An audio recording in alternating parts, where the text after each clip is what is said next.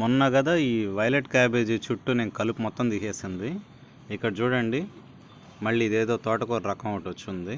So ఇదెందుకో నేను తిన్ను, ఇది డౌట్ ఉంటుంది నాకు ఎప్పుడు దీని మీద. సో ఇలా ఉందంటే తోటకూర అయి ఉంటుంది అని చెప్పేసి ఉంటా, కానీ ఇది మాత్రం తెలుసులేండి, ఇది తింటుంటాం కాబట్టి తెలుస్తుంది. సో ఇది మాత్రం పీకేస్తుంటా నేను. అండ్ ఇటు గమనిస్తే ఇది అటిక మామిడి అని చెప్పేసి ఇది ఒకటి వస్తుంటుంది. ఇది కూడా తినొచ్చు, కాకపోతే వీధుల్లో ఎక్కడంటే అక్కడ కనిపిస్తుంటుంది కాబట్టి జనాలు పెద్దగా దీని మీద ఇంట్రెస్ట్ చూపించారు.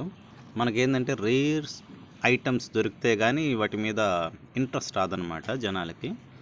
సో చూడండి ఎలా వచ్చేస్తుందో. అండ్ ఇది టర్న్ అవ్వడం మొదలుపెట్టింది, ఆకులు ఇలా ముడుచుకుంటాయి అన్నమాట. సో ఇట్లా ముడుచుకొని, అంటే క్యాబేజ్ తెలుసు కదా మీకు, రౌండ్గా ఇట్లా తయారవుతుంది. సో ఇది ఇప్పుడే స్టార్ట్ అయింది ఇట్లా రౌండ్గా ముడుచుకోవడం. కొంత టైం తీసుకుంటుంది, టోటల్ ఇది 90 days తీసుకుంటుంది ఈ వైలెట్ క్యాబేజ్ ఇది. సో మళ్ళీ కలుపు తీయాలి, చూసారా వారం